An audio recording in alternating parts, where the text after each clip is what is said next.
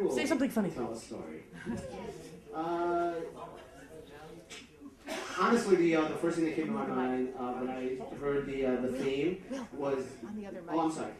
The first thing that came to my mind when I heard the theme about This Is Relative is that I was a physics major in college. I was a physics computer science double major in college. I know, it was very, very dumb. It really was. My GPA hurt.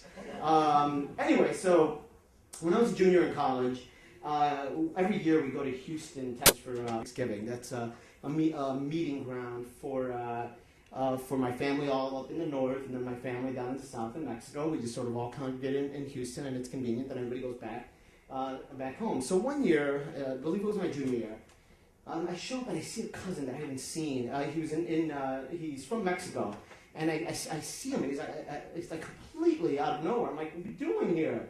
Like, oh my God, you're one of my favorite cousins. I haven't seen you in years, and you're here at Thanksgiving. I thought you lived in Mexico, that you were never going to come over. And he's like, well, I'm here. And here we go. Let's magnify that stereotype. And I got here illegally. Okay. But here's the story. And you can't really blame him. For anyone who's out there is mad that their tax money is going to my cousin. This is what happened to him. It was a hot day in northern Mexico. It was a very hot day. The part of that my mother grew up in, I mean, I'm talking about 120 degrees in the summer. It's in the desert. So he and a bunch of friends, again, hot summer, there's a GM train line, GM, General Motors, or GM train line passing through the town, but it stops.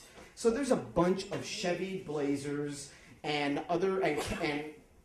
Cavaliers and a bunch of other Chevrolet vehicles on a train line. Cousins and friends are hot. They go into the trucks. All cars equipped with keys. They get into a Blazer, turn it on, or turn it on enough, or turn it on enough? What is that?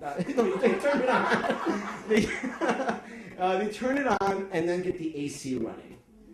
They fall asleep.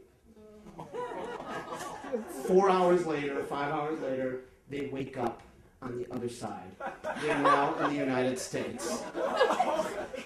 They took an air-conditioned free ride from Mexico into the United States in a Chevy Blazer.